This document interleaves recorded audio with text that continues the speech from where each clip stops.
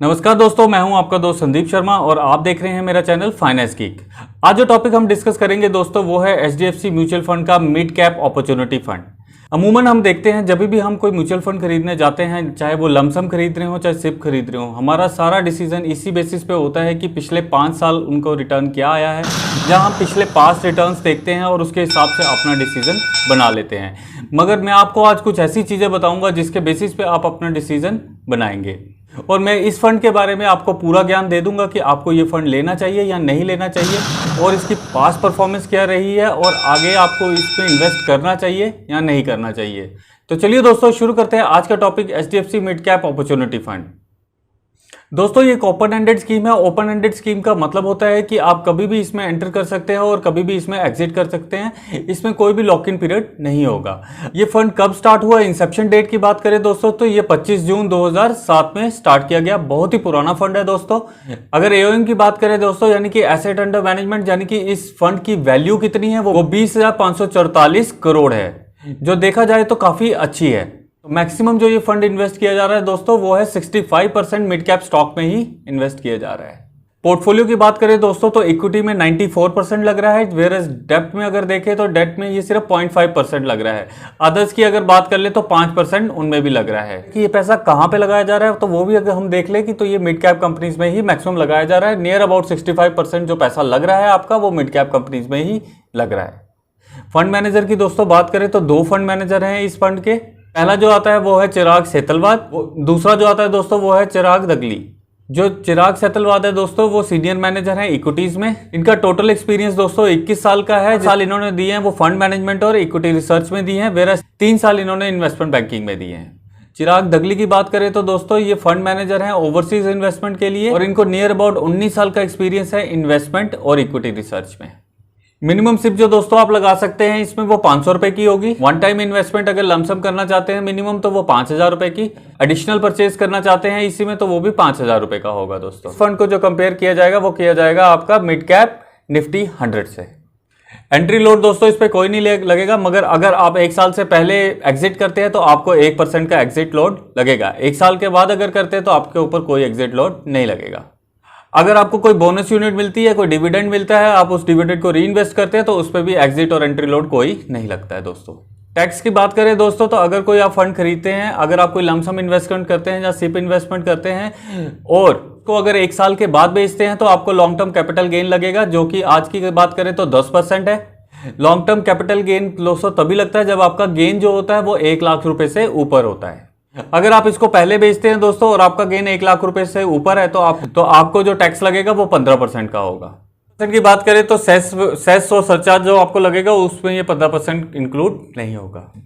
Lock in period की बात करें दोस्तों तो इसमें किसी तरह का कोई लॉक इन पीरियड नहीं है। कभी भी दोस्तों आप म्यूचुअल फंड में इन्वेस्ट करते हैं तो उसमें आपको 2 तरह के प्लान मिलते हैं। एक होता है रेगुलर प्लान और दूसरा होता है डायरेक्ट प्लान। इन प्लान्स के अंदर भी दोस्तों 2 तरह के ऑप्शन होते हैं। एक ऑप्शन होता है आपको ग्रोथ ऑप्शन और एक होता है डिविडेंड ऑप्शन। आप दोनों में से कोई भी चूज कर सकते हैं। ऑप्शन में दोस्तों क्या होता है कि आपकी ग्रोथ चलती रहती है, जो भी आपको गेन मिल रहा होता है वो कंटिन्यूस रहता है। डिविडेंड में दोस्तों क्या होता है कि आपको डिविडेंड पे आउट मिलता है और उस डिविडेंड को आप री इन्वेस्ट कर सकते हैं। अगर मिड कैप अपॉर्चुनिटी फंड की बात करें तो इसमें भी 4 प्लान बन गए दोस्तों। जैसे कि आप देख पा रहे हैं, mid cap opportunity fund direct plan growth option, mid cap opportunity fund growth, HDFC mid cap opportunity fund direct plan dividend, HDFC mid cap opportunity fund dividend. इन सब की नैब जो दोस्तों मैं आपको बताने जा रहा हूं वो 7 अगस्त 2020 की है। ये कल को चेंज भी हो सकती है। अगर आप इस वीडियो को लेट देख रहे हैं, आज की डेट में जो इसकी नैब है वो मैं आपको बता देता हूं। डायरेक्ट प्लान ग्रोथ ऑप्शन में 54.7430, इसी तरह अगर आप देखेंगे तो ग्रोथ ऑप्शन में 51.39, डायरेक्ट प्लान डिविडेंड में 29.67 और डिविडेंड प्लान में अगर आप देखें तो 23.31। तो ये दोस्तों इसके 4 प्लान्स हैं जिसकी नैब मैंने आपको बताई। आगे हम दोस्तों सिर्फ एक फंड पे फोकस करेंगे, वो होगा HDFC mid cap opportunity fund growth.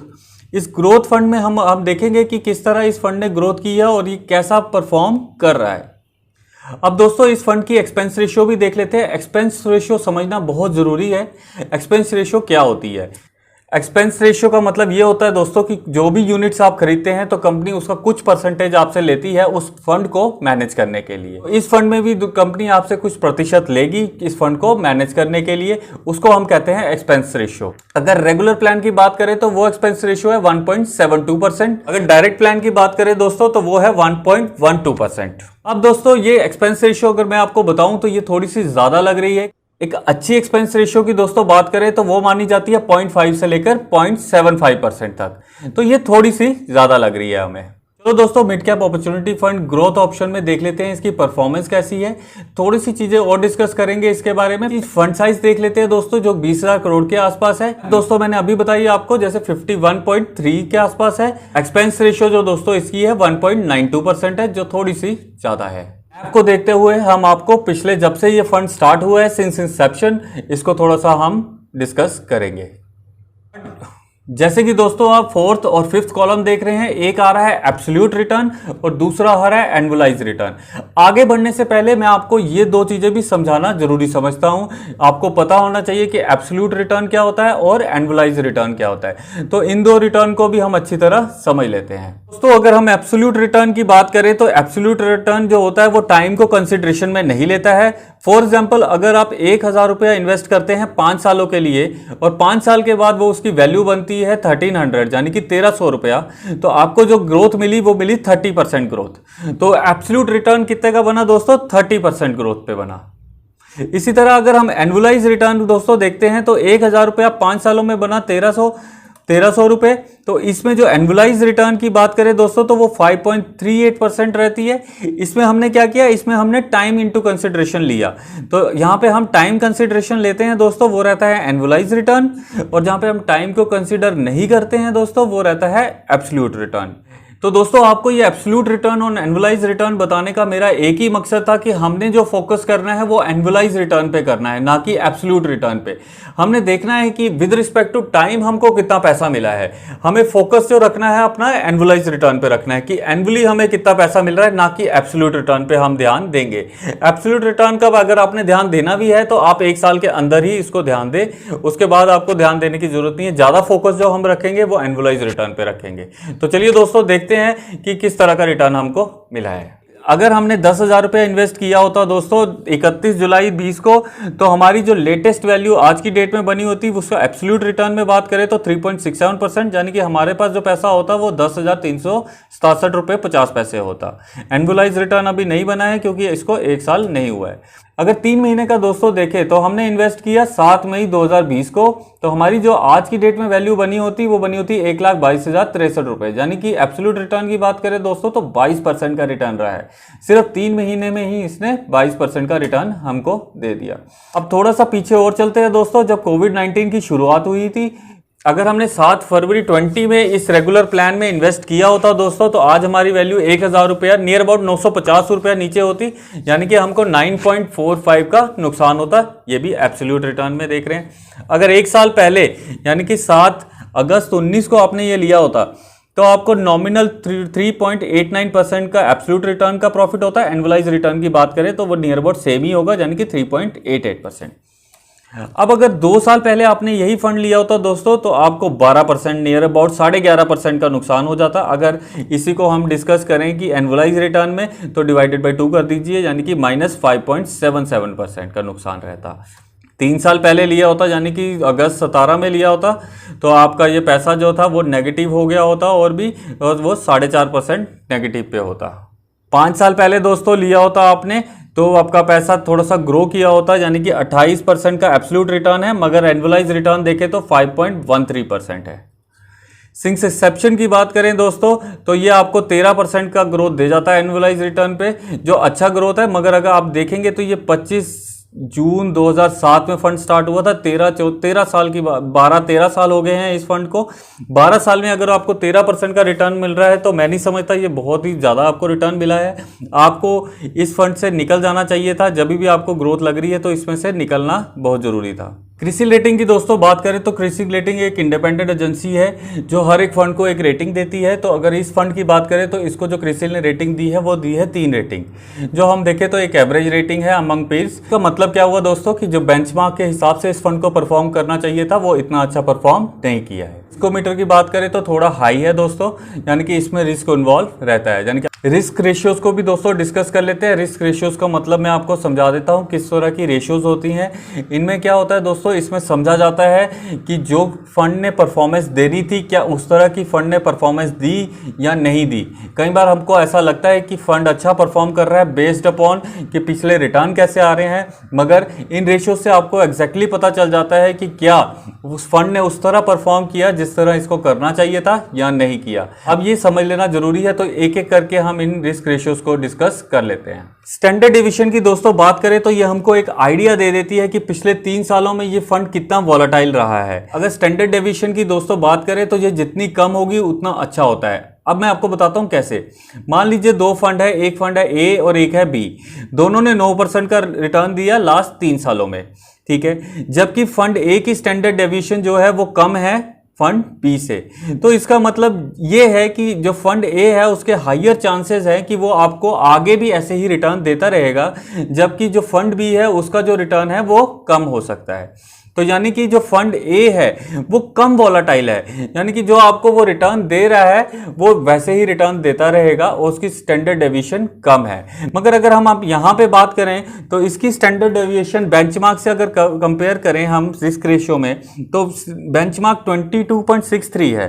यानी कि एवरेज कैटेगरीज का अगर हम एक एवरेज ले लें, बेंचमार्क इसको मान ले, तो इसका जो स्टैंडर्ड डेविएशन आ रहा है वो आ रहा है 24.72, यानी कि स्टैंडर्ड डेविएशन हाई है जबकि वो कम होना चाहिए। जब ये हाई है यानी कि ये फंड जो है वो हाई वॉलेटाइल है। बीटा की बात करें दोस्तों तो वो भी हमको यही बताता है कि फंड परफॉर्मेंस कितनी वॉलेटाइल रही है। अगर सेम एग्जांपल हम ले लें, एक फंड ए है और एक फंड बी है, दोनों ने 9% का रिटर्न दिया लास्ट 3 इयर्स में, मगर फंड ए का बीटा जो है वो लोअर है as compare to fund B. तो ये हाई चांस रहेगा कि जो फंड ए है वो अच्छे रिटर्न्स देता रहे इन फ्यूचर भी as compare to fund B, जिसके जो रिटर्न्स होंगे में वेरी कर जाएंगे। यहां पे अगर देखें तो बीटा जो आ रहा है वो 0.88 आ रहा है एज कंपेयर टू 0.76। जो एवरेज कैटेगरीज में इसी कैटेगरी के फंड्स में जो आ रहा है वो 0.76 आ रहा है, मगर इसका जो आ रहा है 0.88। यानी यहां पे आगे जो भी रिटर्न्स आएंगे वो वेरी कर सकते हैं। तो स्टैंडर्ड डेविएशन और बीटा में दोस्तों आपने देख लिया कि ये काफी हाई वॉलेटाइल फंड है, तो आप इस पर रिलाई नहीं कर सकते कि आप इसमें इन्वेस्ट करें या नहीं करें। आगे दोस्तों डिस्कस करते हैं शार्प रेशियो। शार्प रेशियो की दोस्तों बात करें तो इसका मतलब ये होता है कि जब भी आप किसी फंड में इन्वेस्ट करते हैं तो आप किसी तरह का रिस्क ले रहे होते हैं। तो आपने जो रिस्क लिया तो क्या उससे आपने उस तरह का रिटर्न जनरेट किया। तो इसको हम दोस्तों कैलकुलेट कैसे करते हैं, इसको हम इस तरह कैलकुलेट करते हैं, जो भी रिस्क फ्री रिटर्न होता है यानी कि जो पैसा गवर्नमेंट बॉन्ड में लगा होता है इसको हम डिवाइड कर देते हैं किससे, स्टैंडर्ड डेविएशन से। चलो इस तरह आपको समझ नहीं आएगा, मैं आपको एक एग्जांपल के तौर पे समझाता हूं कि मान लीजिए 2 फंड है, फंड ए और फंड बी। दोनों का 3 साल का रिटर्न जो है वो 15% है। फंड ए की शार्प रेशियो अगर हम माने 1.40 है और फंड बी की शार्प रेशियो जो है 1.25 है। तो अगर आपने चूज किया फंड ए तो यानी कि उसने अच्छा हाई रिस्क एडजस्टेड रिटर्न दिया है, यानी कि आपने रिस्क तो लिया मगर उस पर रिटर्न्स भी अच्छे आए हैं। तो इसी तरह अगर हम यहां पे देखें तो शार्प रेशियो क्या है, शार्प रेशियो दोस्तों यहां पे बाकी जो अगर हम एवरेज में काउंट करें तो वो -0.05 है, जबकि इसकी जो आ रही है वो -0.12 है। तो इस तरह हम देख सकते हैं कि इसकी शार्प रेशियो अच्छी नहीं है। शार्प रेशियो जितनी ज्यादा होगी उतना अच्छा फंड परफॉर्म करेगा और जितना भी आपने रिस्क लिया होगा उसको अच्छी तरह एडजस्ट करेगा। अगर हम इसकी माने तो ये पुअर रिस्क एडजस्टेड रिटर्न्स है। अगला टार्नर रेशियो भी दोस्तों इसी तरह कुछ होता है। टार्नर रेशियो भी हम इसी तरह कैलकुलेट करते हैं, सेम रहता है। टार्नर रेशियो भी जितना ज़्यादा होगा उतना अच्छा रहता है। ये भी एक तरह से यह देखा जाता है कि कितना रिस्क लेने पर आपको कितना रिटर्न मिला, जितना ज़्यादा होगा उतना अच्छा रहेगा। यहाँ पे अगर हम देख रहे हैं तो -0.01 के अगेंस्ट -0.03 है, यानी कि यहाँ पे भी लोअर साइड पे है, तो ये भी पुअर रिस्क एडजस्टेड रिटर्न है। अल्फा की दोस्तों बात करें तो अल्फा सीधे सीधे कैलकुलेट करके बताता है कि जो आपने बेंचमार्क के ऊपर जो रिटर्न कमाया है वो आपको बता देता है। लेट्स से कि हम बेंचमार्क निफ्टी 50 को मान लेते हैं, तो अगर हम देखें, अगर तो हमारा अल्फा जो है वो 1.0 आ जाता है, उसका मतलब है कि उसने जो निफ्टी का रिटर्न है यानी कि जो बेंचमार्क है उसको 1% से बीट कर दिया। तो इसका मतलब सिंपल हुआ दोस्तों, जितना ज़्यादा अल्फा होगा उतनी अच्छी बात है। तो अगर हम यहाँ देखें तो बेंचमार्क बनता है 2.41, इसके अगेंस्ट जो आपको मिला है वो मिला है 1.81। तो इसमें भी अगर हम देखें तो पुअर रिस्क एडजस्टेड रिटर्न्स आए हैं दोस्तों, इसमें कुछ अच्छा रिटर्न्स नहीं आए हैं एज कंपेयर टू बेंचमार्क देखा जाए तो। Standard deviation, beta, Sharpe ratio, Treynor ratio और जेनसेन अल्फा को हमने कंपैरिजन करके दोस्तों देखा, तो इस फंड में कुछ भी अच्छा नहीं दिख रहा हमें, सब कुछ नीचे वाली साइड है। जब ये फंड भी काफ़ी वॉलेटाइल है और जो इसके रिटर्न्स आ रहे हैं वो भी कुछ खास नहीं आ रहे। अल्टीमेटली दोस्तों लास्ट में कंक्लूजन पे आ जाते हैं कि आपको ये फंड लेना चाहिए कि नहीं लेना चाहिए, और अगर लेना चाहिए तो किन लोगों के लिए ये सूटेबल है। ये उन लोगों के लिए सूटेबल है जो 3 से 4 साल तक का होराइजन ले सकते हैं। और दूसरी बात जो आपने ध्यान में रखनी है दोस्तों वो ये रखनी है कि वही लोग इस फंड में इन्वेस्ट करें जो थोड़े से लॉसेस भी झेलने के लिए तैयार हैं। और सबसे इंपॉर्टेंट दोस्तों जो बात रहती है, आपको ये पता होना चाहिए आपने एग्जिट कब लेना है। हम लोग अमूमन क्या करते हैं, हम इसमें पैसा तो इन्वेस्ट कर देते हैं मगर हमको ये नहीं पता होता हमने कब निकलना है। अगर कोई आपको ये बोलता है कि इसको 3 साल तक रखिए, 4 साल तक रखिए, 5 साल तक रखिए, तो आपको उस चीज पर ध्यान नहीं देना है। आपने खुद भी वॉच करना है अपने फंड को कि वो कितना परफॉर्म दे रहा है और कितना उसका प्रॉफिट चल रहा है। अगर आपको दोस्तों ये वीडियो अच्छी लगी तो इसको लाइक कर दीजिए, कमेंट कर दीजिए और शेयर करना भी नहीं भूलिएगा। अगर आप फाइनेंस की नॉलेज इसी तरह बढ़ाना चाहते हैं दोस्तों तो मेरे चैनल को सब्सक्राइब कर दीजिए और बेल बटन को भी प्रेस कर दीजिए। मैं इसी तरह आपके लिए नई नई वीडियोस लाता रहूंगा। तब तक के लिए बाय बाय।